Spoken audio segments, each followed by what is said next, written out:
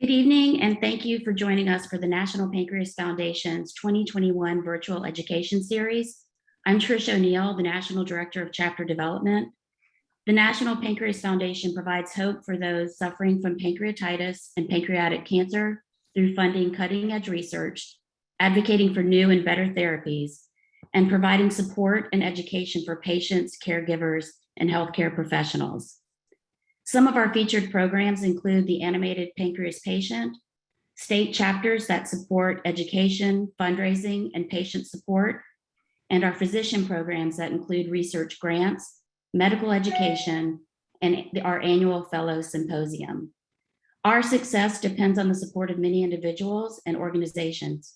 You can make a difference by joining NPF as a volunteer, making a donation, or coordinating a fundraiser in your area, or sharing your own personal story. Check out our website for more information regarding NPF's signature national fall fundraiser, which is the National Pancreas Bowl.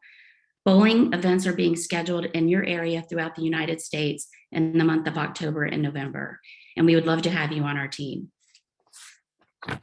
Tonight's session is with the NPF's volunteer team of physicians from Atlanta, Georgia, bringing together a group of experts from NPF centers of excellence, such as Emory University, Children's Healthcare of Atlanta, Dr. A.J. Freeman, which is NPF's medical director for the Atlanta chapter, and Dr. Mehmet Akce, and we're also being joined by Piedmont Healthcare, Dr. Andrew Page, and Dr. Jessica Cioffi. We will also be joined by Dr. KMarie King of Albany Medical Center in New York, who was formerly with Morehouse School of Medicine. So I want to thank you all for supporting our mission. Before we kick off, on behalf of NPF and our volunteer Atlanta chapter, I would like to welcome Barbara Washburn. Barbara is an Atlanta chapter chair, and along with Dr. Freeman, she has been very instrumental in bringing together our experts tonight for this session. Barbara is a pancreatic cancer survivor and an active advocate for PanCan and the National Pancreas Foundation. She is a shining light to all who know her. She is passionate about providing hope for all of those suffering from pancreatic cancer. Welcome, Barbara. Thank you, Trish. Thank you all for coming tonight. I think this is going to be a wonderful webinar and very educational. I found out about my disease by sheer luck, and because of that, I wanted to spread awareness of what the symptoms were, because it seems like so many people are unaware of what it is. And to that, I am very grateful to NPF Foundation. I am grateful for this panel tonight. I'd be remiss if I didn't acknowledge Dr. Page. If it weren't for him and his team, I might not be here tonight. I also want to thank Dr. Freeman for his selflessly giving of his time to lead us in Atlanta. He is a great board chair, and I just admire his dedication to educating the public and helping us fight this fight. And to all those out there who are concerned, there is hope. I just celebrated 4 years surviving, and I plan on celebrating many more. I'm going to turn it back over to Trish, who keeps us all on track, and she makes it always look so easy. Thanks, Trish. So much. Our topic this evening is navigating a diagnosis of pancreatic cancer. Please use the Q&A section of the portal to ask your questions, and we will answer those at the end of the program. We are grateful to have Dr. A.J. Freeman as our NPF Atlanta Medical Director and tonight's moderator. He is passionate about coordinating efforts with other experts in Atlanta, which made tonight possible for us. Dr. Freeman is a pediatric gastroenterologist and hepatologist, and is certified in pediatric GI, liver, and nutrition by the American Board of Pediatrics. He is the director of the Advanced Pancreatic Care Program at Children's Healthcare of Atlanta and the director of digestive health for Emory Children's Pediatric CF Center, and is an associate professor at the Emory University School of Medicine. Dr. Freeman's clinical interests include pediatric pancreatic disorders and the impact of CFTR function on pancreatic disease. He has been involved in national and international guidelines related to the care of pancreatitis in children, and is also a member of several professional organizations, including NASCAN, AASLD, CAPER, APA, and also a longtime advocate for the National Pancreas Foundation. So I thank you all for joining us, and I'll turn it over to you, Dr. Freeman. Thank you, Trish, and thank you, Barb. Barb, I appreciate all the kind words, but you're truly the inspiration tonight and the reason we're here. So tonight, as the medical director of the Georgia chapter of the NPF, I really have the easy job. I get to introduce this wonderful list of speakers we have and get to listen to all the great information they're going to share with us. So I'm going to take the time to introduce all four of them quickly, and then we will turn it over and start the educational portion of the night. We'll begin the night with discussing pancreatic cancer in the underserved communities with a talk by Dr. KMarie King. Dr. King has unfortunately left the Atlanta area, but she is now a professor of surgery and the recently appointed chair of the Department of Surgery at Albany Medical Center and the chief of surgery at Albany Medical Health System. She specializes in hepatobiliary and pancreatic surgery. She is a U.S. Army veteran with service in Operation Desert Storm. She is also a prolific researcher in the treatment of liver and pancreatic disorders with well over 100 combined peer-reviewed publications and book chapters. Prior to her appointment in Albany, as mentioned before, she was the chief of surgery at Morehouse School of Medicine and at Grady Memorial Hospital. We are so happy to have her still with us and appreciate her time. After Dr. King, we will turn over to Dr. Andrew Page, who will be discussing creation and implementation of a patient-led pancreas cancer education program. Dr. Page is a surgical oncologist and director of the Hepatopancreatobiliary and Surgical Oncology program at Piedmont Health. He trained right here at Emory and then did a prestigious fellowship at Johns Hopkins and is, of course, a local native of Atlanta. Next, we will turn it over to Dr. Jessica Lyn Cioffi, who will talk to us about what to expect after surgery for pancreatic cancer. Originally from Vermont, she attended medical school at the University of Vermont and then began her migration south with residency at Chapel Hill, North Carolina at UNC. Prior to landing in Atlanta, she worked in Gainesville, Florida at the University of Florida. She specializes in benign and malignant pancreatic diseases. Excuse me. Her and her husband have 2 kids, and her non-existent free time, she likes to hike, bake, and do yoga. Finally, we will talk about participating in clinical trials for pancreatic cancer, new strategies in pancreatic cancer trials by Dr. Mehmet Akce. Dr. Akce is an assistant professor at the Department of Hematology and Medical Oncology at Emory University. He is board certified in internal medicine, hematology, and medical oncology. He specializes in the treatment of GI malignancies and treats patients at Winship Cancer Institute at Emory. Prior to joining us here in Atlanta, he was a hematology and oncology fellow at the Dan L. Duncan Comprehensive Cancer Center in Houston, Texas. He's an active member of multiple societies, and his research really focuses on GI malignancies and hepatobiliary cancers and pancreatic cancer. Now, with that being said, I'm going to stop sharing. And unfortunately, or fortunately, Dr. King is on vacation, but had the forethought to send us a presentation beforehand, which I'm going to have the pleasure of playing for you now. Be here with you, and I really appreciate the National Pancreas Foundation for inviting me to speak on this topic. Let's get into it. You might hear some background noise. I am in Jamaica, and there's a tropical storm here, so I recorded my talk just so that it can be delivered if there's an issue with the Wi-Fi.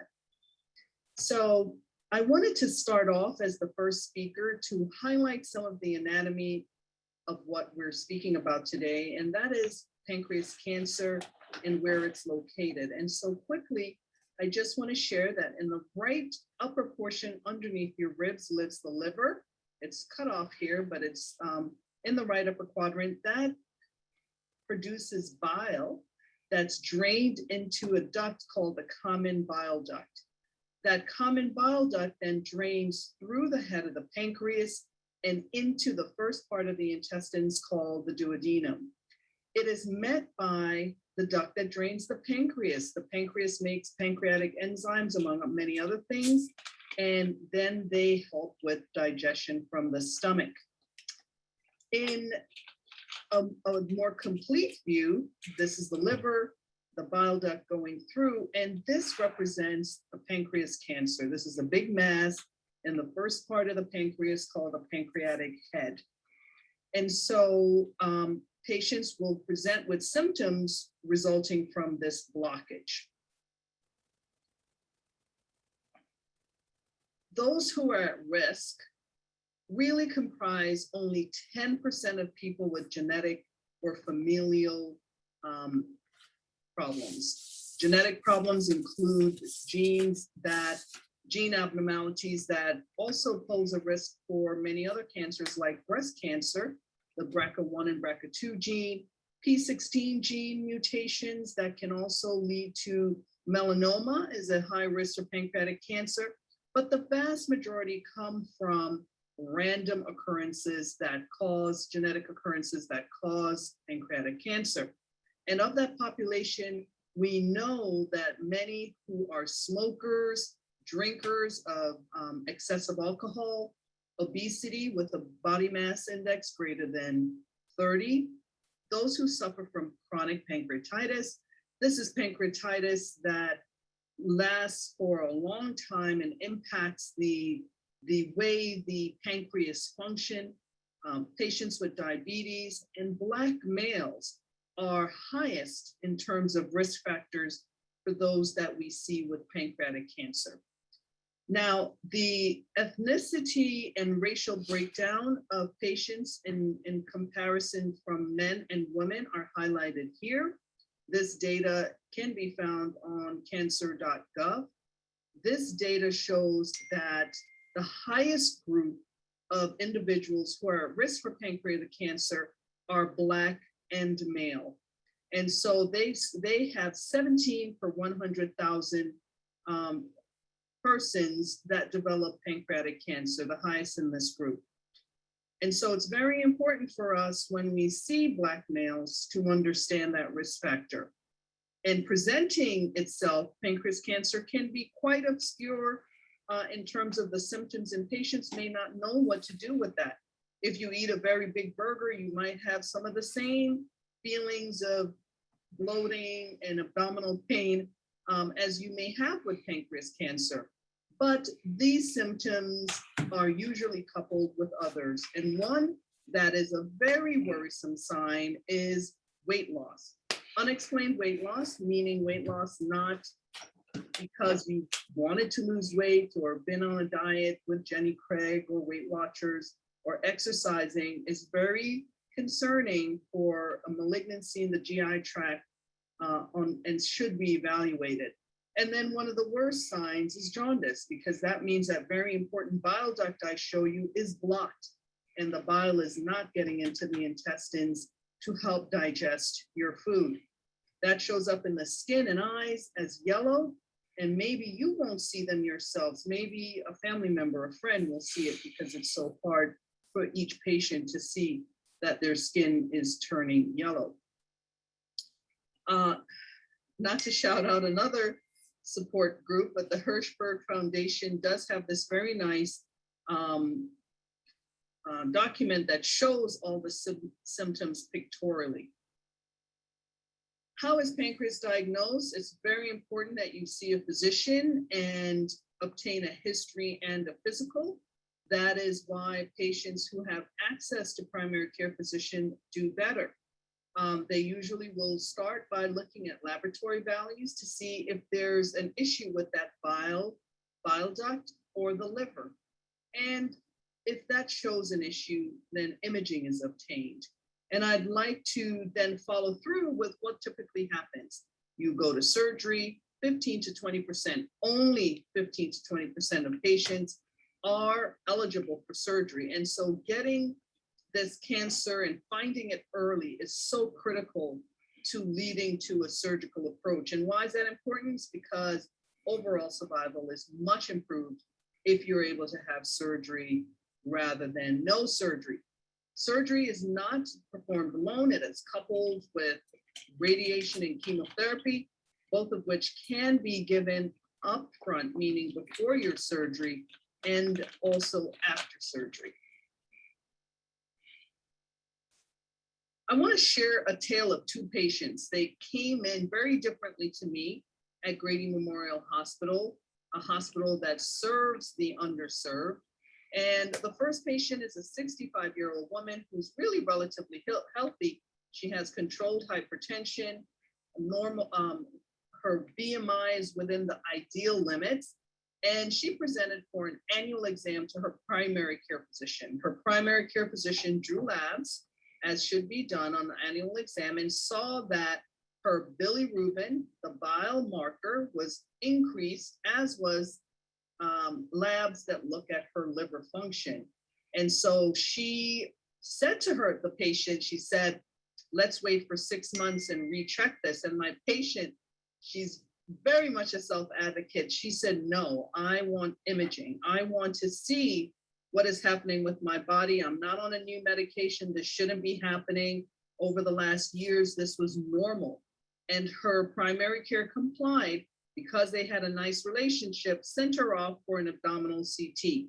That abdominal CT showed an abnormality in the pancreas duct and the bile duct, and she was sent to see me for consideration.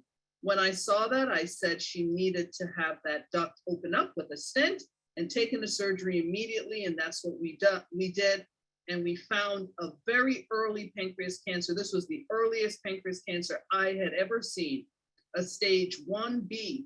Usually patients come in with a stage 2 or higher. And so this was an excellent early diagnosis based on the patient and her primary care physician. The second is not such a good story.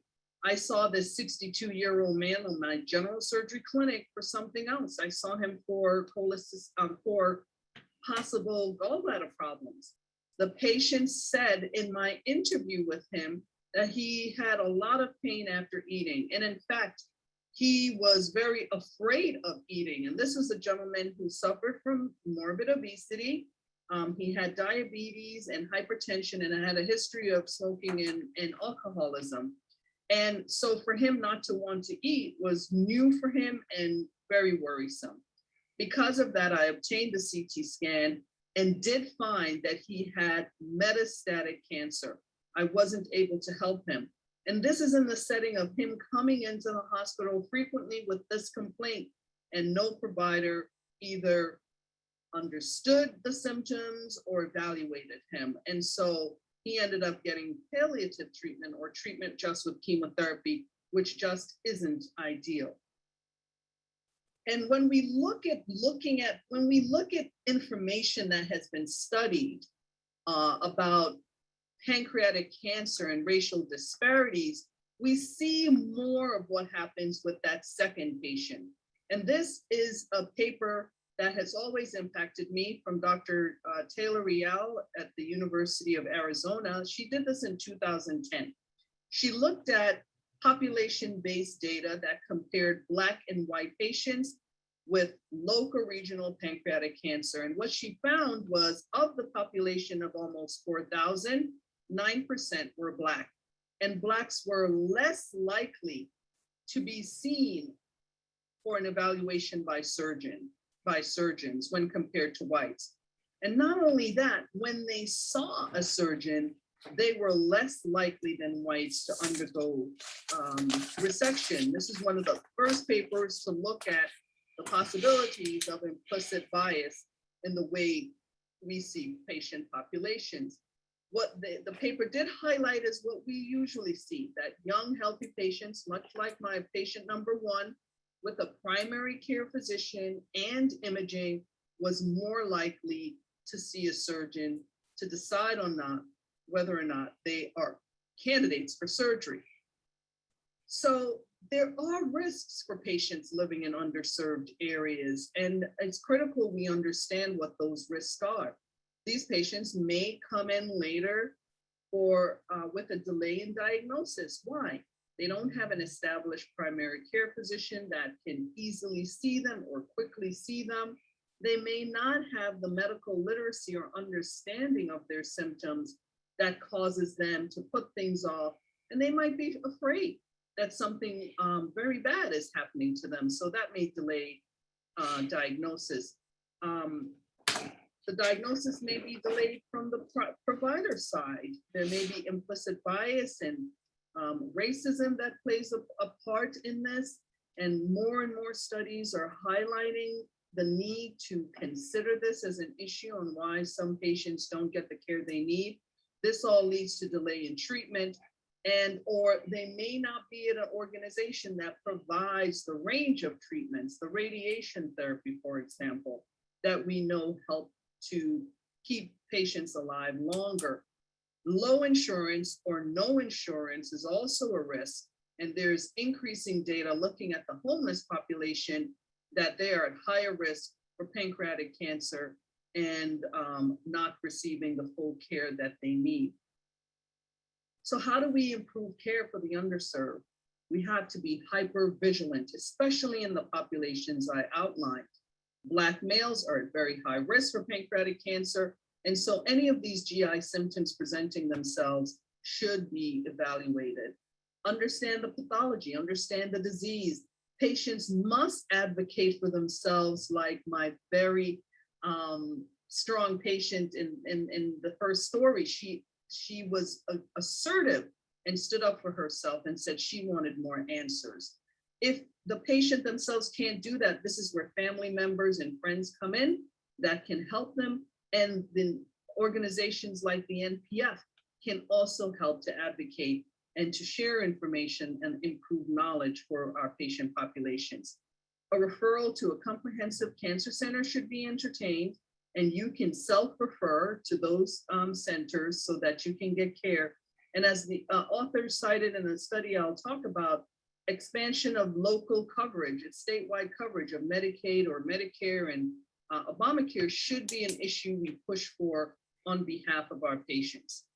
This is a study that looked at the underserved and accessibility to healthcare in North Carolina. This author is from East Carolina University, and it included patients who were below the federal poverty line versus patients in the rest of the state. And what they found was 40% of the population were African American, and for each of these categories, all of which were poor outcomes: older age, male gender, having no insurance, advanced stage of disease, having no chemotherapy, no resection with surgery, and advanced tumor grades were all worse for African Americans, and so their outcomes were worse. The authors called for what I just suggested, an expansion in insurance to help ensure that the underserved are treated as needed.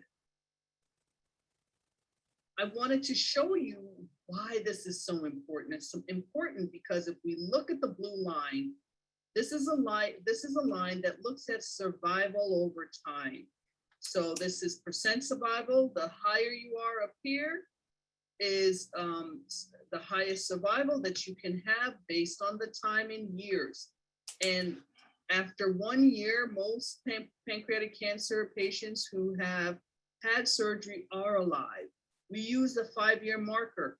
That's still stuck around 20 to 25% with surgery, but look at it without surgery, it's 0. So surgery really is that only option to help improve survival. That means we have to get them seen early. You have to have a reconciliation of symptoms with imaging and getting them to see a surgeon as soon as possible. Some of the solutions I've seen work well for patients in the underserved area is providing charitable care, providing transportation. Usually they don't have vehicles that can take them to and fro, or they can't afford parking. Nurse navigators who act as a liaison between patients and the hospital system is very successful. They keep the patients on task with their appointments, explain what might be needed, and more importantly, connect them with social work support as needed. Street medicine can be very helpful, meaning going out and seeing patients where they are is important for the homeless, and training your providers, nurses and physicians, and really everyone in the environment on how to combat implicit bias. And I have a message for our patients. Seek care as soon as possible. Really try not to delay. And for many in the household, that may mean telling a loved one that they should go in and accompany them because they're afraid to their appointment. advocate for a further evaluation. Don't listen to the no's if inside your gut is saying, I need more answers. Have a friend or family member with you for each appointment. They will remember things. You are usually shell-shocked, concerned about what you have heard. And so it's very important for you to have a friend or family member with you. And if you need a second or third opinion, please do so until you find a provider that you're comfortable with. And then utilize support groups such as the NPF to really help you navigate both in understanding and in treatment strategies. I really appreciate the opportunity to speak to you today. Thank you so much. Right. Thank you so much, Dr. King. Thank you so much, Dr. King, and turn over to Dr. Page now. Thank you. Good evening. I appreciate Dr. King's words. Actually, many of the themes that Dr. King discussed will also be covering briefly in my talk. So I've been asked to speak about creation and implementation of a patient-led navigation program. I couldn't reinforce enough some of the themes Dr. King mentioned about bringing a colleague with you, a friend, a family member on those visits, and also engaging with navigators and the teams that you may see along your course. And I'll talk a little bit about that. I'm very fortunate tonight. I'm a surgical oncologist to talk about a program that we have created at Piedmont, along with the Nikki Mitchell Foundation, who we've aligned with, and some philanthropic donations given to our group to create a very specific patient-led ambassador program, also known as the Nancy Lyle Ambassador Program.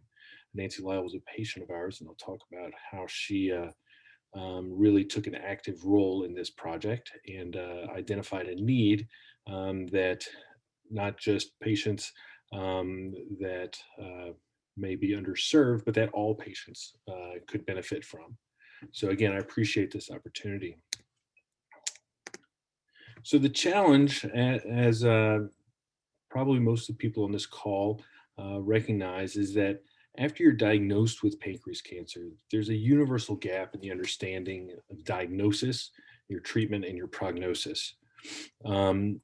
We see this so often in many of our patients, is this fear, isolation, and loneliness, especially during COVID right now, where we're really at a deficit and put behind the 8 ball in communication with patients and trying to identify ways to better understand the diagnosis, treatment, and prognosis. Further, many patients, they come at different levels of education, understanding, and where they are in their diagnosis.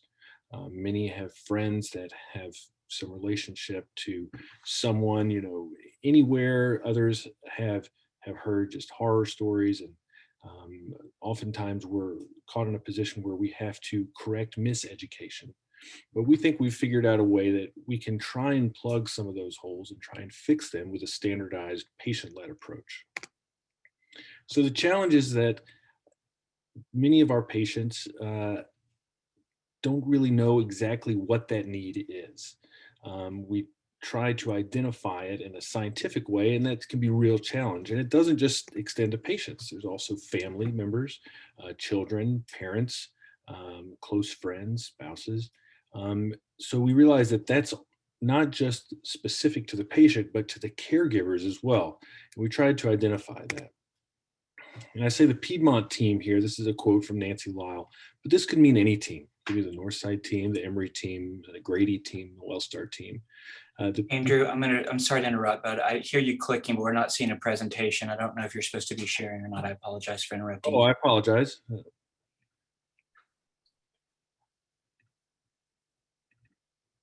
I appreciate you telling me. There we go. Now we're seeing it. Let's go to the very top here just to.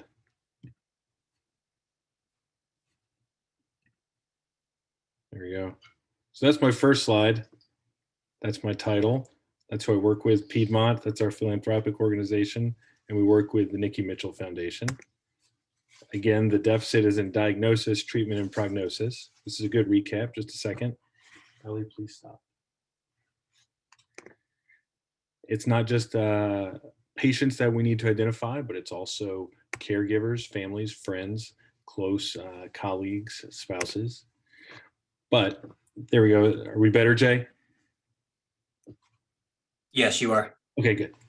So the Piedmont team gave me so much. This is from Nancy. They gave me time, expertise, patience, hope, and a plan. And again, this could mean for any surgical network, but they needed more. I needed someone who had been through it. And this was a real eye-opening experience for us, was knowing that there could be patients out there that wanted to get engaged.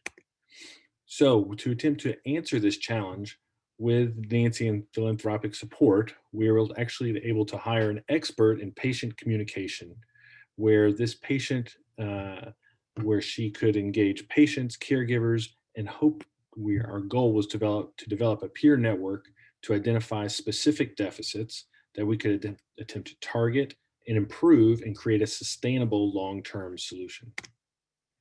And what we found was that patients and families are universally overwhelmed with information. This is not an uncommon theme. You see it in many types of malignancies, but especially in pancreas cancer.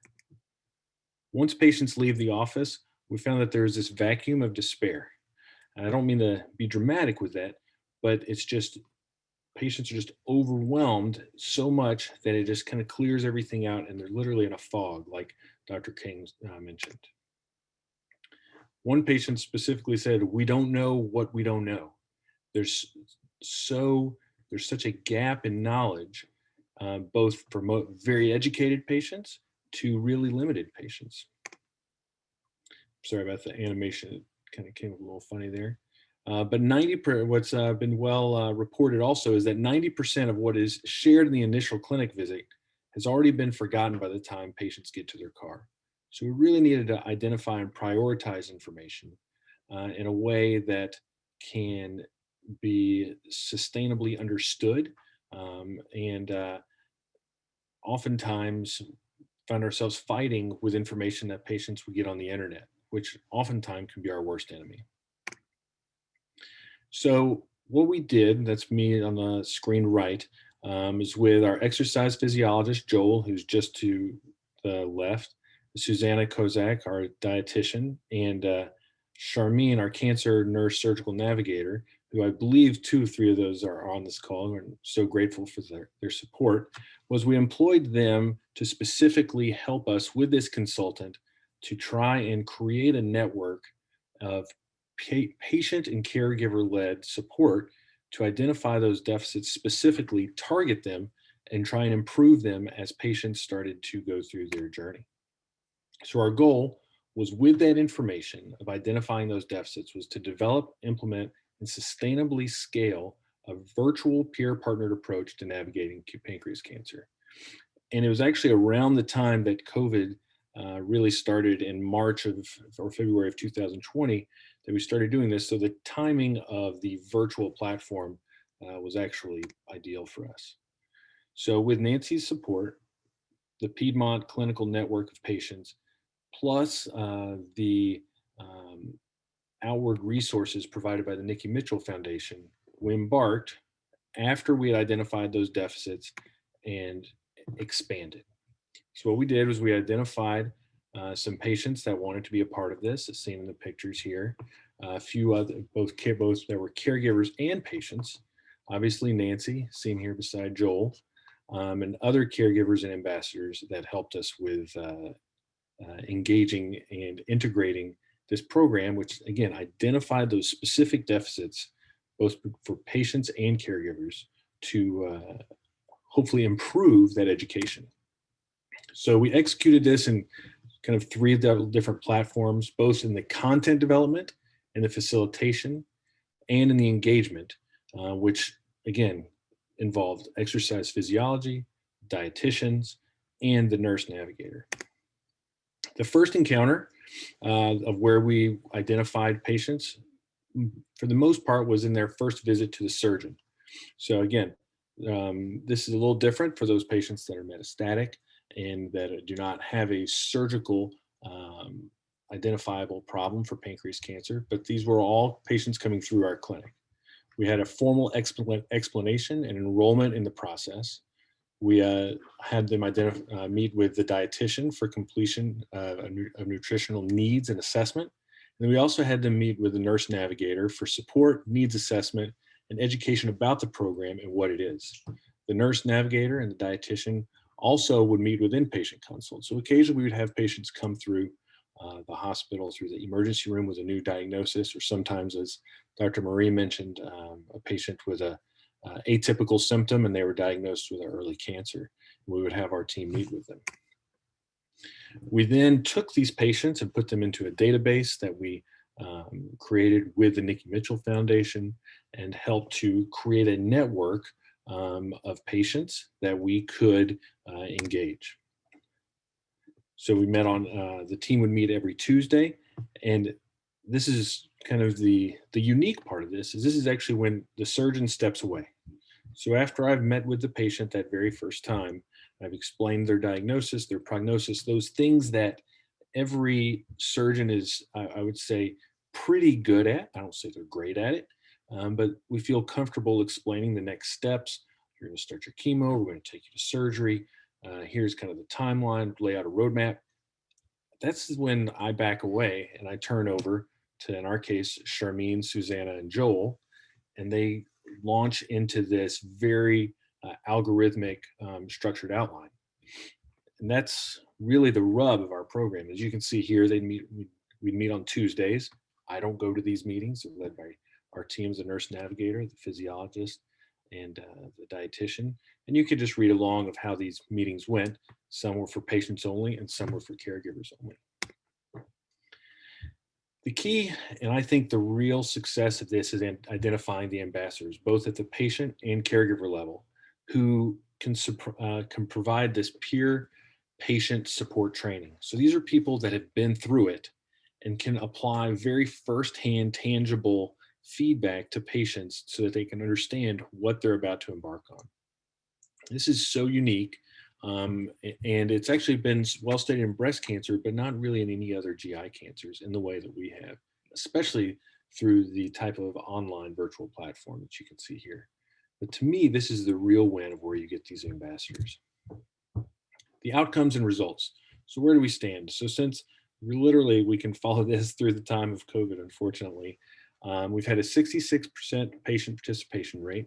We have had some patients that felt that there were some steps that were a little rudimentary, some that were a little bit too advanced. We had a couple of ambassadors actually tell us that they felt it was a little bit too sad for them to try and relive this with some of their experiences in other patients, too emotional, if you will. 2-to-1 caregiver to patient ratio, and the caregiver experience had a promoter score of a 95 plus, meaning there's a high satisfaction for those that go through it. This is actually the story of Joe and June. This is not a picture of them, but it's a unique and unexpected bond, but a quick anecdote of what their experience was like. You can see here that they met virtually when they realized that literally their surgeries were one day apart. They exchanged phone numbers.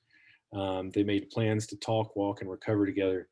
And I know that some of our team is on the phone, and this bond was really pretty amazing, frankly. There was no other way to describe it. One of them, recovery was a little bit faster than the others, but you could see the two of them kind of help each other through it in different ways. And actually, I think they were just a couple doors down from each other in the hospital. Other quotes you can see here, they're from patient participants. It helped me prepare for the experience. It's educational and empowering. Another patient quote here, it provides a personal touch. No one can prepare a patient quite like someone who has actually experienced that journey themselves. But again, we found a way to identify these very specific deficits. Everyone was so warm. I felt like everyone genuinely cared, making it possible. I was speaking with one person in another patient advocacy group, and they said, Dr. Page, that sounds like a really neat program, but is this just a virtual support group on steroids? Well, in a way, yeah, it is. I mean, there's good camaraderie, but it's different.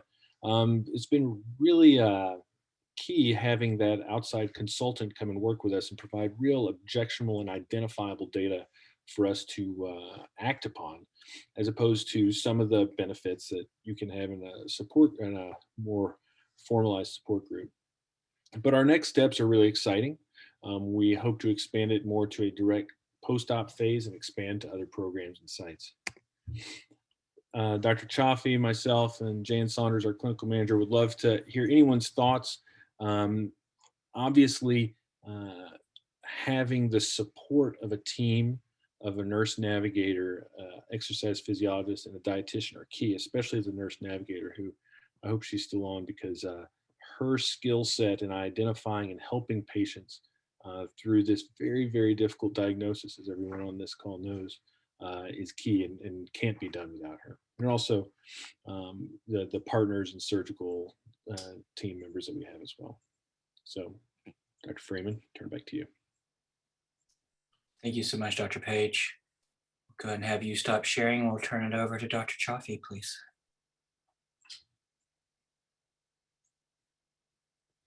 Okay.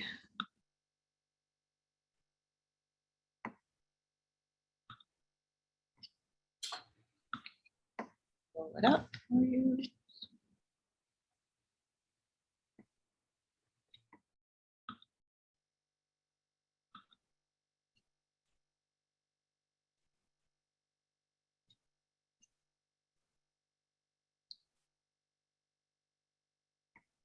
Sorry. Let's see. Here we go. Can you see my slides? Not yet. Just you right now. Try to share again. Okay.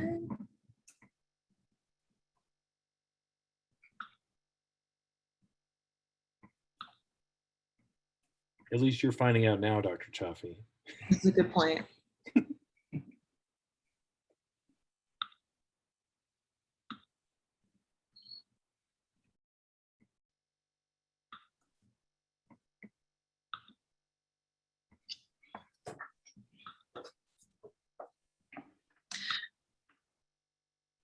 It's not one to communicate. It worked just a minute ago. No. It's what happens when we go live.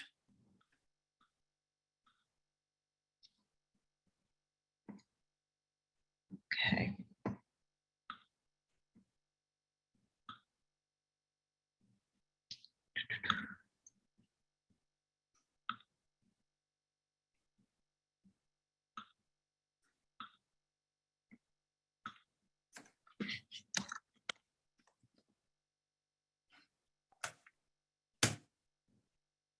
Dr. Cioffi, if you want to try to email me, you're more than welcome to, and we can.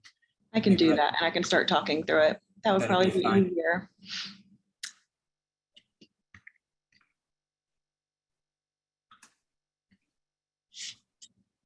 Okay.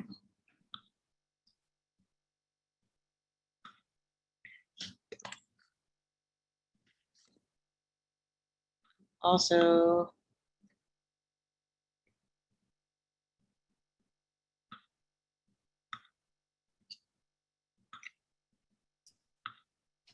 sent it over to Dr. Page because he may help me because I don't have your thing in my email, sorry. No worries. Here we go, but I will start talking. Okay. And hopefully he can help me out. Okay. So what to expect after surgery? Really, surgery for pancreas cancer is quite varied. There are several different operations that patients can have, and one size does not fit all. In fact, even for two patients who both have a distal pancreatectomy, or where the tail or this left side of the pancreas is removed, they can have very different operations and recovery periods. And some of that can be because of the type of operation or what part of the pancreas is removed. And some of it can be because of the actual cancer itself, which can make the course be quite variable. What we've learned really in operating on the pancreas and in being able to take out these cancers is that it does not matter what method of surgery is used. And what I mean by that is it doesn't matter if you end up with lots of small incisions and a robot is used, or if it's done laparoscopically, or if it ends up being done through a traditional surgical open approach. Because pancreas surgery is complicated is a complicated endeavor, and there are several complications that can come up. So what we try to do in order to have patients do well after surgery is prepare them for what this procedure will involve, not really so much the details in the operating room, although we do go into that, but also what to expect in this postoperative recovery period. And some of that is done through our prehab program, as Dr. Page just talked about. And I'd like to thank some of our nurse navigator, Charmine, and our dietitian, Susanna, as I've used some of their slides from those talks in just a few minutes, which hopefully you guys will get to see. But also just about, so what you're going to expect in the hospital, but also just what you can expect from a lifetime of recovery.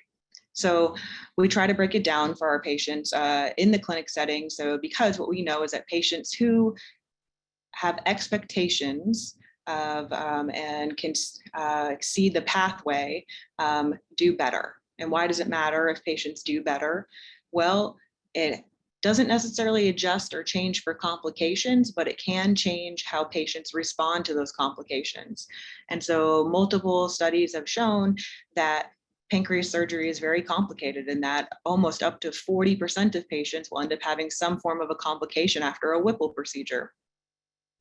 And those complications can delay patients recovering, and it can delay patients not only physically, but they can delay them mentally recovering as well and getting onto this next step of treatment if needed. So I try to break it down for patients and discussing kind of what to expect in the hospital, outside of the hospital, and then, you know, years 1, 2, 3, 4, 5 plus from now. And so first and foremost is that there's a wide variation for our patients in regards to hospital length of stay. It all depends on the operation type that you have, the reason for the operation, and any potential complications that arise, because oftentimes complications will indeed extend your hospitalization. After surgery, and regardless of the type of surgery you have on your pancreas, we do some monitoring of your vital signs. We do glucose monitoring, or checking your blood sugar, because that is very important for patients and after pancreas surgery. And we do that kind of every 4 hours. We get patients up out of bed approximately 12 to 24 hours after the surgery, and our goal is to have them walk a minimum of 3 times a day. We also teach patients before surgery and encourage them afterwards to do breathing exercises through the use of what we call incentispirometry. And that's to help improve their recovery, improve their function of their lungs, get them off oxygen, get them up moving around, and decrease their other risks of complications. And every patient in the hospital also will have evaluations by physical therapy and occupational therapy. And not only evaluations to make sure that patients are safe at home, but to have the other supplies that they may need. So if you have stairs at home, making sure that you're able to do stairs before you leave the hospital, making sure that you have the supplies you may need at home. If you have one bathroom in your house that is a whole floor above you, or things like that, trying to make it easy for you so you succeed at home. And we do expert care from your multidisciplinary team to help you get ready for home. And that multidisciplinary team that we use, it not only encompasses the surgeons, but our nurse navigator, our nurses on our special unit where almost all of our pancreas surgery patients go, our dietitians, our physical and occupational therapists. We really have a whole big team that helps with that. A lot of patients after surgery will have several tubes and drains in place, and those may vary depending on the institution and the type of surgery that you have. But some of those tubes may be in place for help with pain control, some that can go in along your incisions, and some of them are just pain buttons that you can use. Some people occasionally have NG tubes in place, depending on the institution at which you're at. The NG tube is a little tube that goes inside the nose and goes down into the stomach and helps suck out any fluid that your stomach can accumulate, which it can help with any nausea or other things after surgery. It is occasionally placed, and I think once again, that really does depend on the institution. Most of the time, those tubes are removed within a day after surgery if they're left in at all. Some places, in particular, it's something that we've instituted at Piedmont, is placing a feeding tube after that surgery. It's a temporary tube, another tube that goes in your nose and goes in past your stomach and goes in past those new connections we make to your pancreas. And what that allows us to do is start giving nutrition early. It allows us to give nutrition the first day after surgery. And to slowly increase that, because some patients, or most patients, are not going to be hungry right after surgery. And so the feeding tube can help improve your recovery by getting you nutrition, because really and truly, without good nutrition, it doesn't matter how good of a surgery we perform, or whether or not there are complications that occur. Without good nutrition, you can't heal from these sorts of operations. We also leave some small drains in place, which can seem really scary to patients, but these are little windows into the work that we've done. And these drains sit next to the new connections that are made inside, or the areas across the pancreas where the pancreas was cut across or transected. And they can help tell us if there's a complication there. And we're going to get into that in just another slide. But the drains help diagnose and potentially treat a complication if it does arise. And then to allow a little bit more flexibility for patients, because most of us after big surgeries on your pancreas like this, you aren't wanting to get up and go to the bathroom, an hour or two later. So there's a catheter that's left inside your bladder that's removed on the day after surgery. And sometimes we leave a small little wound vac on your skin to help promote healing and decrease infections. So going next into the complications after surgery, they are variable. And there could be something really small, like requiring oxygen for a day or two after surgery because you have something called atelectasis, where the small parts of your lungs, the bases of your lungs, are collapsed from having had the breathing tube in the operating room, which really does not affect your recovery at all. Or it could be something larger, like needing a second operation, which can occur, although it does occur for the most part less than 2% of the time. But the complications are quite common, and particularly when we're talking about pancreas surgery, regardless of the place or the location of the pancreas that you operate on, the two most common complications are what we call delayed gastric emptying and a pancreas leak. So delayed gastric emptying is where your stomach just does not work well after surgery. You are not hungry, and sometimes it can't even handle the stomach juices that your stomach makes in a day.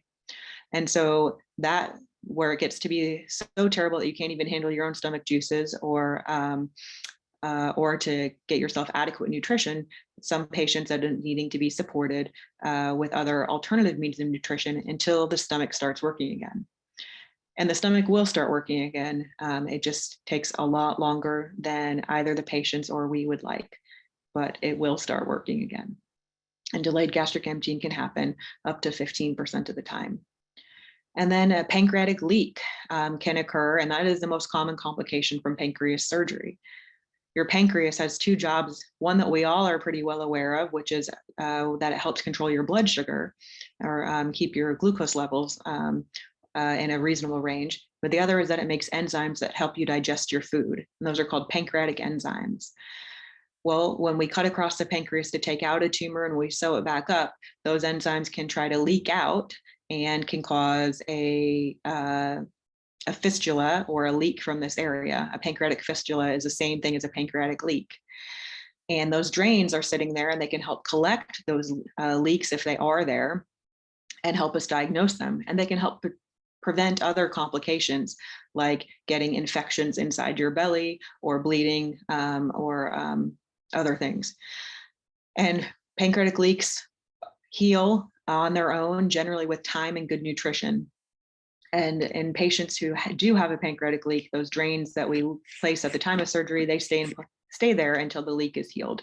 And so some patients do end up needing to keep those drains at home. Another common question after surgery is, what is this pain going to be like?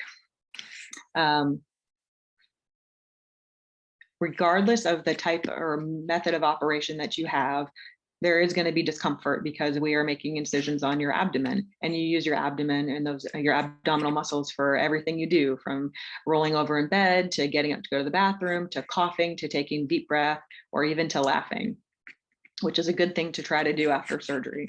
And so our goal is to have your pain well enough controlled that you're able to get up out of bed and walk around, and to use your incentive spirometer and take good deep breaths. And we do that by utilizing a pain scale that patients can go through, where it goes from a pain scale of 0 to 10, and 10 being the worst possible pain, and 0 being no pain at all. And our goal is to manage your pain to get it somewhere around a 3 or so. For most patients, we can't quite get it to 0, but we get it down as low as we can go. And we use a lot of different medications to help try to prevent that. We use anti-inflammatory medicines such as Tylenol and ibuprofen. We use muscle relaxants to help. We use different other medicines that are called nerve relief medicines, or such as gabapentin or Lyrica. And then we use the narcotic pain medications as well. And right after surgery, your pain is controlled with medicine that goes in through an IV right into your bloodstream, or with a pain pump. And then we transition patients over to pain pills as they continue to improve. So here is a little bit more about the drains, as this is one of the most common complications common questions, excuse me, that we actually get. It's about these drains and about how they can be managed, because it's a little scary having a small little tube sticking outside of your belly. And so, as I stated earlier, these drains help diagnose and manage a leak or a fistula from the pancreas, and help to prevent further complications. Depending on the studies you look at, those leaks can occur anywhere from 10 to 25% of the time. And most drains are actually removed prior to discharge, because that means that 80 to 90% of patients don't have a leak. But drains can be taken home. They don't require a surgery to remove them, and we help manage patients and their drains at home through telephone calls, through video chats, through even taking pictures and emailing them or texting them any questions. And so the drains, although they seem really daunting at first, end up being nowhere near as bad as most people anticipate. But healing after surgery really can't occur without good nutrition and diet. And so what we emphasize in the prehab training is that eating well before surgery will speed up your recovery. There are lots of pictures on that next slide of different types of supplements. I have no affiliation with any of these companies, nor do I support any of them, or one more than another. But I do encourage all of our patients to find one that you like before surgery, because they all taste different. And some people prefer different flavors. Some people prefer different brands.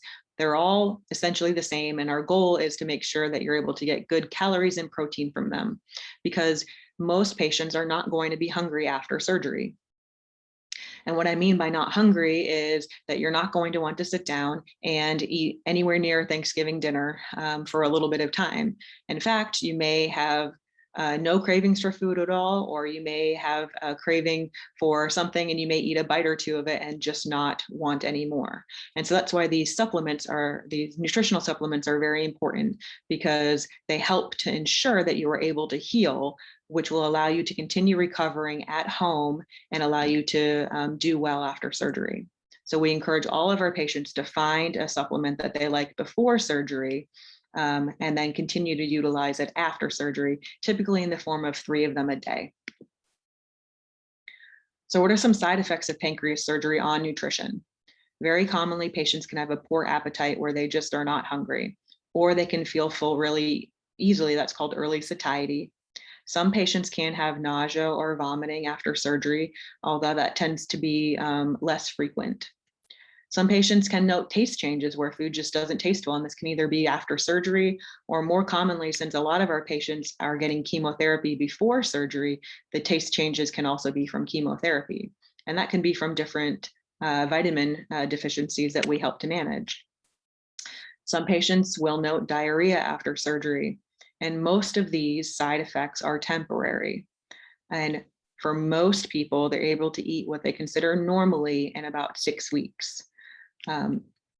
I like to tell my patients that generally about the 6-week mark from surgery is our goal for when they're eating normally. And it kind of happens a little bit overnight where the lights come back on in the kitchen and patients just get really, really hungry and just go from eating a few bites of food to just eating a normal meal.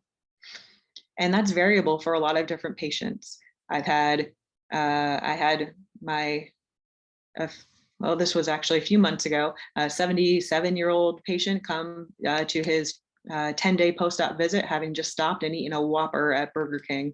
And then I have some patients who, who have no complications whatsoever, but they're still not able to, after surgery, even a few months later, they can't tolerate tomato sauce or things like that. And so most people are able to get back to normal within that 6-week mark. So the tips for after surgery are that we recommend eating frequent small meals, and we recommend eating at least 6 small meals a day, 3 of those being some sort of nutritional or supplemental shake. And when you're awake, it does feel like you're eating every 1 to 3 hours, which you probably pretty much are, but even a few bites of food are very important. We recommend separating your foods and your beverages because the food is more important, and not filling up on things like water or other sodas or carbonated beverages or things which have no nutritional value for you. And it can be very helpful for our dietitian and for our post-op recovery to help keep a food journal, so we know exactly what you're eating, and we can help identify if you're missing key things, or how we can better help you, either through a variety of food afterwards, or different medications or things to help stimulate your appetite. And Susanna likes to remind people to eat when you feel hungry, even if it doesn't feel like mealtime. So if you wake up at 1 a.m. and you decide that you're hungry, go eat. I like to tell people that in the original recovery time period, I really don't care if that means that you eat ice cream 6 times a day, because at least you're eating something, and calories of some kind are more important than not eating at all and trying to follow a healthy diet. Next, you can place bowls of snacks kind of around the house, or every time that you get up to go for a walk around your house, do a small little lap, and maybe go into the kitchen and grab a handful of almonds or something like that, because that just even that little bit around and around a few times a day, a few times a week, is going to help improve your recovery. Activity after surgery. What we know is that patients who are stronger going into surgery do better. And that's why we do a lot of the exercise prehab with our patients. And what that means is that we ask our patients prior to surgery to find an activity that they really enjoy, and to go and do it for about 30 minutes a day if they can. And in this graph here, the green line shows how patients who do the prehab beforehand, and you can see that as they recover through the surgery phase, they do better compared to patients who don't. So the stronger you are going into surgery, the better you will do after. Activity in the hospital, we try to encourage you getting up the morning after surgery. So I like to have all my patients eating all of their meals in a chair. That means we have to get you up out of bed and eating next to your hospital bed. We'd like you to walk a minimum of 3 times a day. And in the first couple of days, that's going to require a fair bit of assistance. And it may be that you only make it to the hospital doorway, or out to the hallway. And a few days after surgery, though, you'll most likely be doing laps kind of up and down the hall. At home, Dr. Page likes to say, walk, walk, walk, walk, walk. I don't know if I said enough of them, I probably didn't, but walking is the most important thing. The restrictions after surgery, we don't have our patients doing any sort of heavy lifting for about 6 weeks afterwards, but there are no restrictions on cardio activities. So if you want to go out and you want to start walking on a treadmill, if you want to go do some light biking on a reclining bike or something like that, or even going outside if it's not too hot in the middle of the summer in Atlanta, go out, walk, and be active. And patients, even with drains in place, can shower at home. So there is no restriction on that.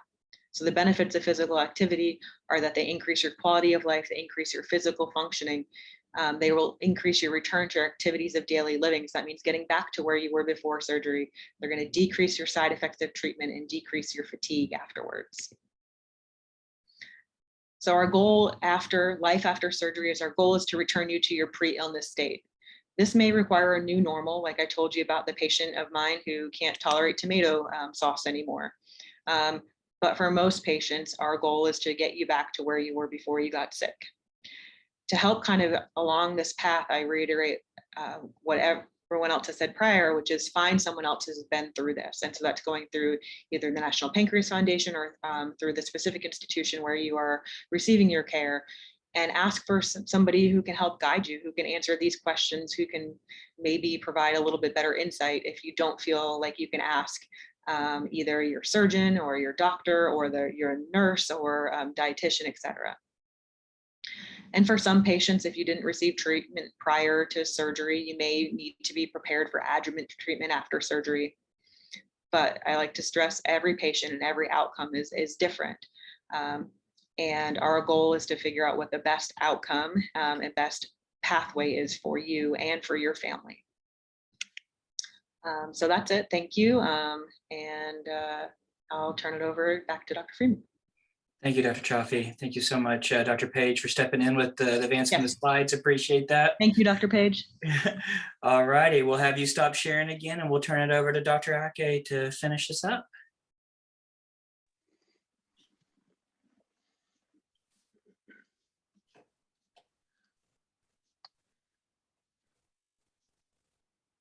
I will. Hello, everyone. My name is Mehmet Akce, medical oncologist at Winship Cancer Institute.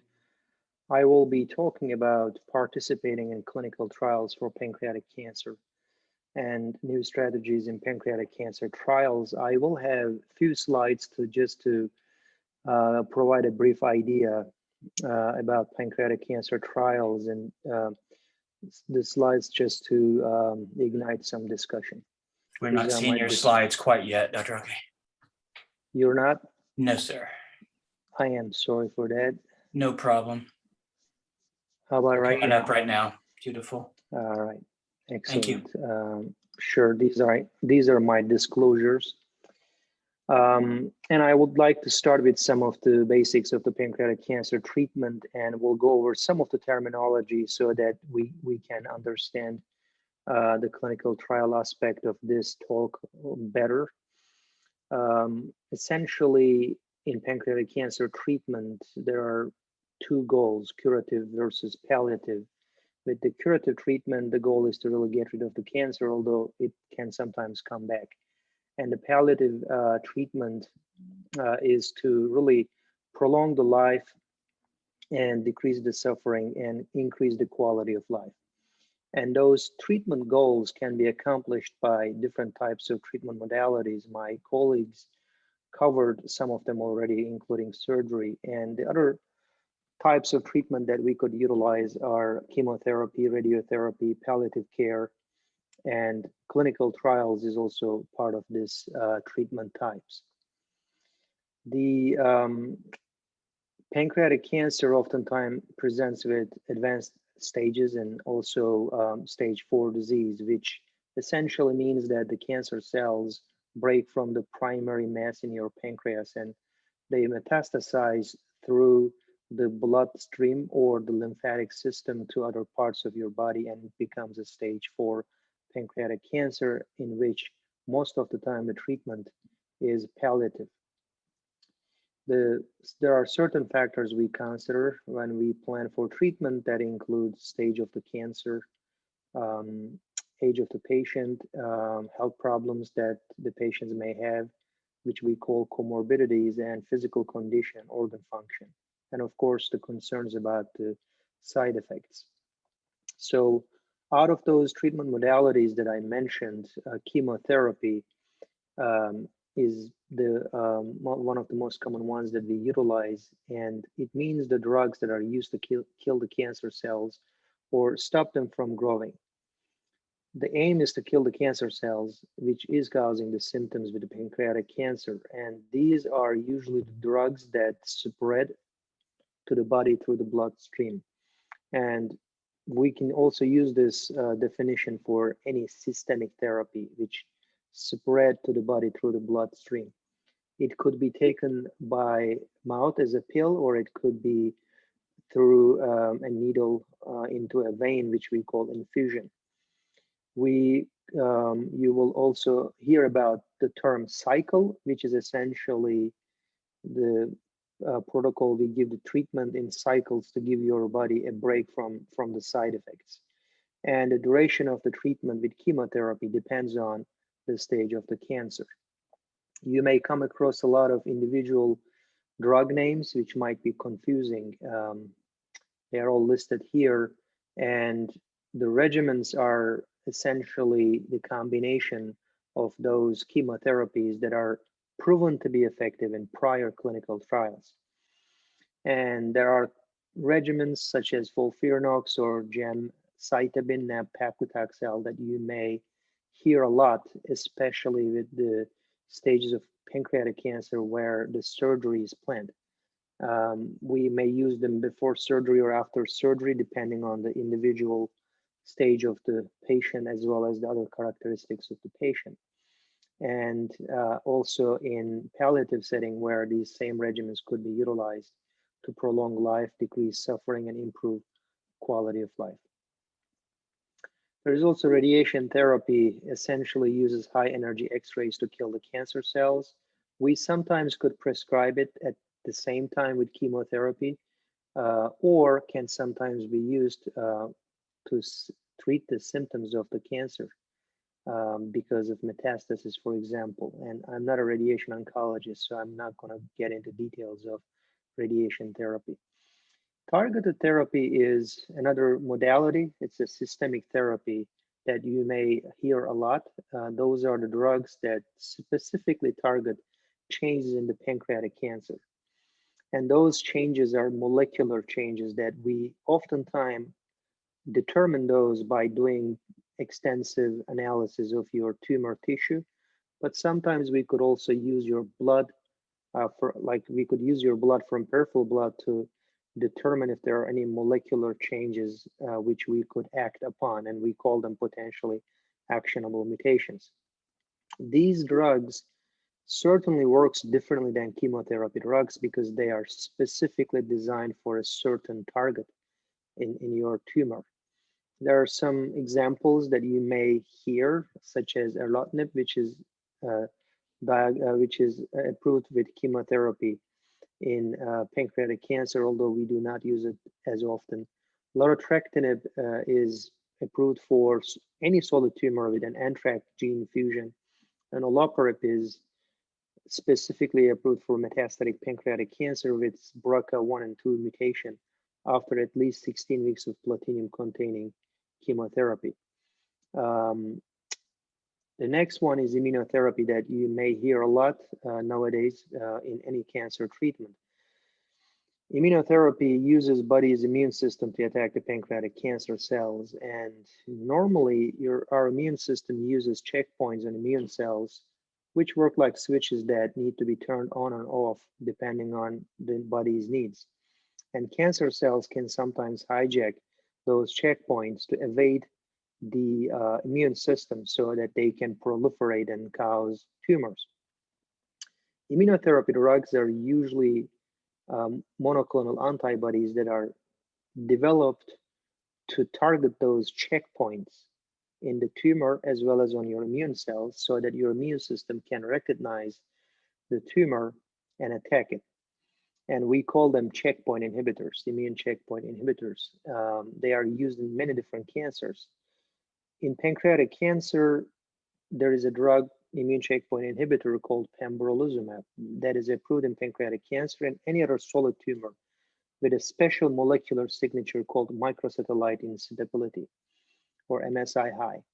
Well, unfortunately, only about 1, maybe 2% of patients with pancreatic cancer with stage 4 disease would have this molecular signature. Although a very highly active therapy option, not a lot of patients would be a candidate for immunotherapy drugs. And most of the time, the actually, if we look at the very tumor microenvironment of the pancreatic cancer, which is in a microscopic level, we are going to see a very hectic tumor microenvironment, which is severely immunosuppressed, which means that it's a very unfavorable environment for those drugs or your immune system to work on cancer. And there are various reasons for that. And one of them is the lack of the active effector T cells in that immune milieu where the immune system can attack the cancer. In other words, you don't have enough soldiers there. Other reasons are there are some other molecules in the environment where they are suppressing your soldiers as well, and they are bad actors on the immune system.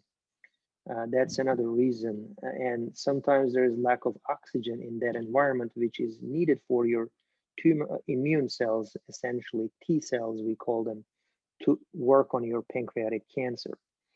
And a lot of research is being conducted mainly through the clinical trials and also some trials before, like preclinical studies in the labs, to understand how to overcome this severely immunosuppressed tumor microenvironment.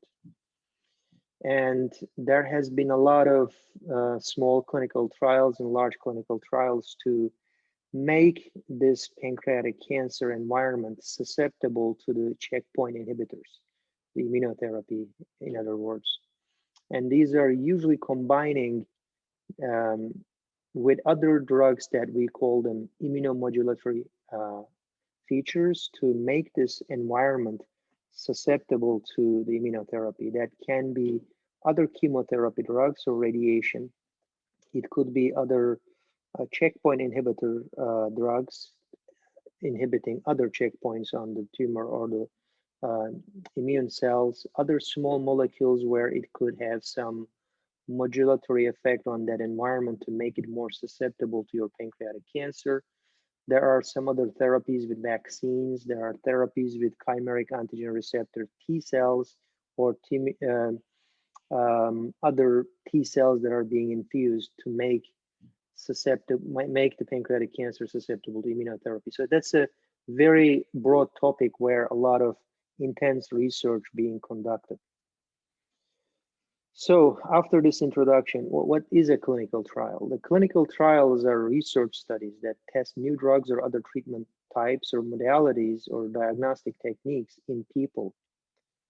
Most of the time, the clinical trials compares new therapies to standard therapies eventually. But they may start with a smaller study to understand if it is safe, effective, or can beat the standard therapies. These are the ways to get to the newest cancer treatment. So you may hear about different phases of clinical trials, and it can be really confusing to understand the differences, and I will try to summarize it. There are also other phases of trials, but for the sake of this discussion, I'm going to go over phase 1, 2, and 3 clinical trial. In phase 1 trial, there is a new potential treatment modality or systemic therapy option. And it is trying to understand the basic question: is the treatment safe? Can it be safely given to human beings? These are usually less number of patients where a certain dosage of medication is given in an incremental way to increase the dosage to understand the maximum tolerated dosage and at a safe manner. Once the safety of the new drug is established, it goes to a phase 2 study where you are giving that maximum tolerated safe dose to patients with different types of cancers, specific types of cancers, to understand if it is effective. Does it work in certain type of cancer, like colon cancer, pancreatic cancer, or liver cancer, for example? And these studies may have patients up to sometimes 90 or 80 patients. And once the efficacy of a drug is established in a phase 2 trial, they would go to a phase 3 trial to determine if this promising treatment is better than what is available. What is the best available systemic therapy? Is it better than the best available therapy? And these are larger studies. and usually multi-institutional, sometimes multinational studies. And once you determine a new drug is better than the best available standard, and it will become the new standard. And it obviously requires volunteer patients because clinical trials are conducted in a voluntary basis. The patients would need to participate voluntarily, and they may change their mind at any time. Clinical trials help improve healthcare, and the healthcare team helps patients to make decisions, but the patients ultimately would need to make decisions. It could be with new drugs, clinical procedures, or diagnostic tools. I'm going to go over a clinical trial flow very quickly so that some terms and steps may make sense to you. You know, in any clinical trial, since it's a voluntary participation, it starts with a consent form. Informed consent form is extremely crucial, and it's the first main step to participate in a clinical trial. Once you are considering or presented a clinical trial option with pancreatic cancer, you will be offered a consent form after getting some basic information about a trial. And it's very important once you have the consent form to review it in detail and take notes. And these are written for patients, and these are written for not for medical professionals, just for patients. So they will be understood by patients.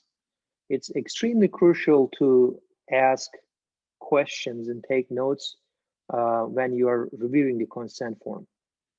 And you need to understand the risks and benefits of any treatment that is offered in that clinical trial. And it is always important to understand and ask your provider to see if other alternatives exist. Are there any other alternatives with another clinical trial, or are there any alternatives with standard therapies? Once the consent form is understood and the questions are answered by the provider, the next step is to signing the consent form so you can start the screening process for a clinical trial, which may require you to get repeat imaging if you haven't gotten one recently. It may require some regular blood work for safety purposes to ensure that you do have reasonable organ function. And oftentimes you will see some clinical trials have optional or require research-related blood or tissue collection. And these are usually designed to understand what the new therapy does to your tumor, your individual tumor, which may generate very significant information for scientific purposes, and it may really help other people down the line, because we can certainly learn from the research that is designed to understand the impact of this new therapy on the bloodstream as well as at the tumor level. But again, these could be optional or required by the research studies. And once you pass these steps, which means that you are enrolled in a clinical trial, and you may start if it is deemed safe by the provider, and once you qualify. And then once you start the clinical trial treatment, this would have a set schedule which will be listed in the consent form, and make sure you ask questions about it. And it will have certain clinical visits, which might usually be more often than your regular standard of care, because the clinicians would need to make sure that we monitor you often for potential side effects and safety. And after certain set time period, which is also written in the consent form, according to the protocol of the study, a re-evaluation of the disease should be made, and usually done by re-imaging with the same modality. Most of the time, if you got a CT scan or MRI, the clinician would repeat that and understand if you're benefiting from the trial. And from the get-go, it should be re-emphasized that these are voluntary participations, and the patients may always change their mind. I mean, you can always change your mind and may decide to discontinue the trial.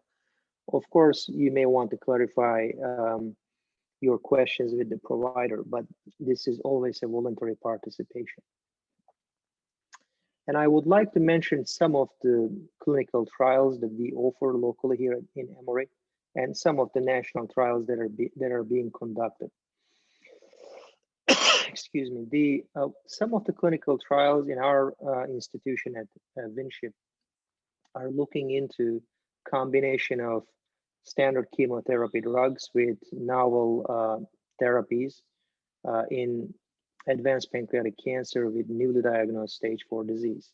And some of our trials are looking into combination of targeted therapy with immunotherapy drugs in metastatic pancreatic cancer, which did not respond to prior chemotherapy. And we also have targeted therapy plus regular chemotherapy trial in patients with significant weight loss, which is more than 10% of their body weight in the last 6 months in advanced pancreatic cancer.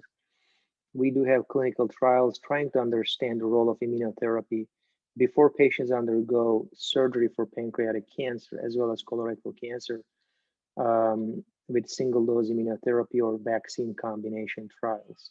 And there are also national trials, and I just selected few here. Obviously, there are hundreds of trials that could be found out in clinicaltrials.gov. And one of them is looking into using the chemotherapy, standard chemotherapy drugs before and after surgery for the pancreatic cancer that is deemed removable at the beginning. And I would like to thank for the opportunity to go over the clinical trials in this venue, and would be happy to answer any questions that you might have.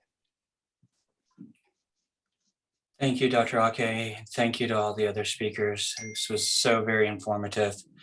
I know we've gone just a few minutes over. We do have one question here that maybe Dr. Akce, you're best poised to answer, but really anybody from the group. One person has asked, what can patients who had chemo but the tumor did not shrink sufficiently to be eligible for surgery expect from radiation, and what are their other options? I know you're not a radiation oncologist, but hopefully you can give this person a little bit of insight if you don't mind. Sure, definitely.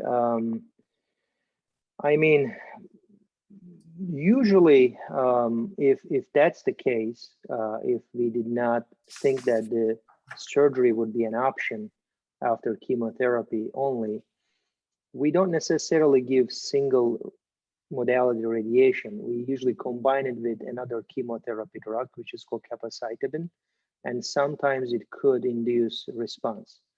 But radiation is usually part of that step. And it is really not a guarantee that there will be surgery at that time either. And again, every case is different, and these cases are usually, as my colleagues can also chime in, are discussed in multidisciplinary tumor boards with not only medical oncologists, but radiation oncologists, radiologists, and the surgical oncologist with pancreatic cancer expertise. And then we could also consider different clinical trials depending on the scenario, especially when the cancer did not shrink, but also got bigger or develop other spots in the body and upstaged, becoming a higher stage cancer. Then some investigational approaches could be considered at that time. Thank you. And I think harking back to something that Dr. King said earlier is we do have the fortune to have a couple of dedicated comprehensive cancer centers here in the Atlanta area. So being in such a center, I'm sure is hugely beneficial. Dr. King, I don't know if you can hear me or if your connection's any better, but being a pediatric hepatologist as well, I know we deal with a lot of poor outcomes in African Americans before and after liver transplant. A lot of it goes back to the same stuff you were talking about with access to care and early recognition. We see this extremely more severe even in the rural populations. Is this something you see with pancreatic cancer within the African American and other minority communities? And what are some strategies to sort of help that population as well?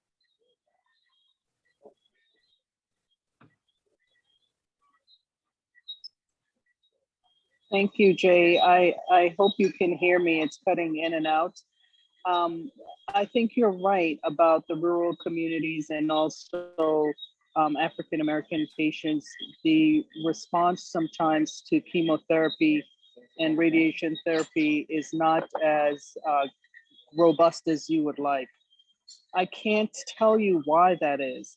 I think sometimes it's maybe because we're seeing more advanced diseases that are presenting. And however, I do see this sort of recalcitrant response in that population that I think requires some studies. And I'd love for Dr. Page to maybe put in his perspective.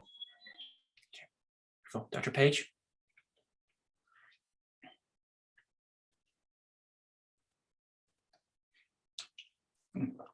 Dr. Page, do you have anything to add to what Dr. King's added?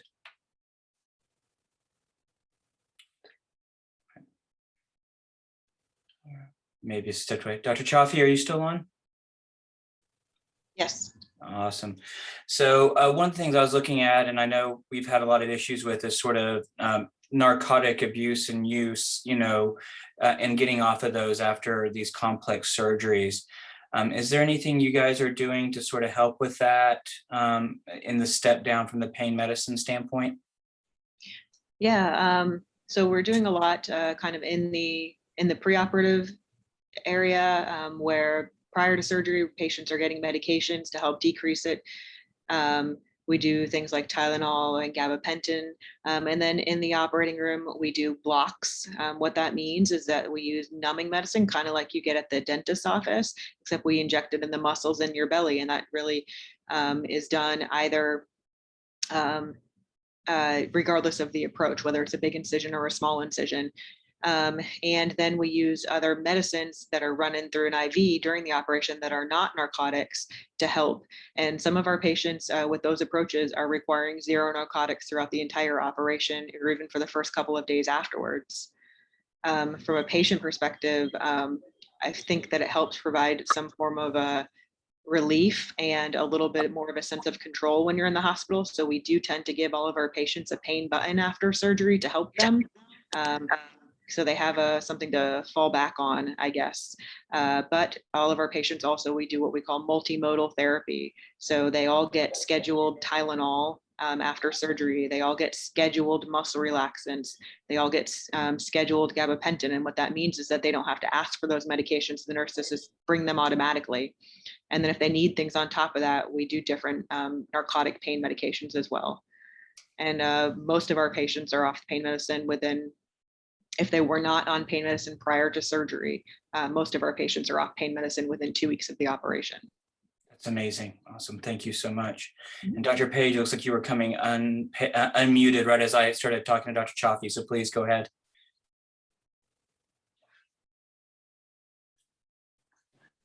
Sorry, Jay, I missed the question. What was the question? I apologize.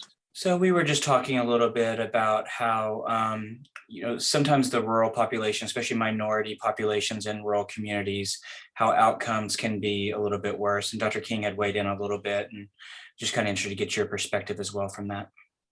Yeah, that's actually a fascinating point. And I'm glad that Dr. Emory mentioned that. I was actually just at the Central Georgia Primary Care Symposium, and that was a big a topic for them, talking specifically about cancer outcomes. I think for the most part, I can speak specifically to the big Georgia networks of Northside, Piedmont, and Emory. I think in general, they're trying to standardize care across all three systems, specifically in terms of like trial accessibility, different types of multimodal communication methods that we're trying to do with our navigation program. Because I think I wish I could turn it over to Charmaine, our navigator. I think she would probably be the best person to answer that. But I mean, you really can see that people are coming with a different fundamental set of skills and knowledge. And it can be difficult. I mean, I think a lot of the big organizations like this one, the PanCan and others, is a lot of it is just travel. I mean, the virtual platform has been so valuable. I mean, I hate to say it because of COVID, it made it easier for telehealth, but I think we would all agree that telehealth and video visits. I mean, just today and tomorrow, our clinic is really exploiting telehealth for some of the patients that honestly just can't get here. No, I think I've really kind of bounced around your question, but I think the first component is just identifying that it is a problem, which I think people are getting more understanding to that, and really trying to identify very specific things that we can try and fix about it. Wonderful. All right, well, it's 8:35. I want to thank Dr. King, Dr. Akce, Dr. Page, and Dr. Cioffi. This has been wonderful. You guys have given just a wealth of information. We really appreciate your time. For those that are still on with us, please do not hesitate to reach out to any of the physicians tonight that have spoken or the NPF. We are here to help you in any way that we possibly can. Trish, do you have anything else you would like to add before the end of the night on behalf of the NPF? No, but I want to thank you all for joining us, and we appreciate your time and the efforts that you're doing to help others with pancreatic disease. So thank you so much. And everyone, this will be recorded, and this has been recorded, and we'll be posting this on our YouTube page. So thank you for joining us. Thank you, everyone. Dr. Thank King, you enjoy your for the vacation. invitation. Just wanted to thank all the patients, especially, and Ms. Washburn. Absolutely. Have a great evening, everyone. Thank you.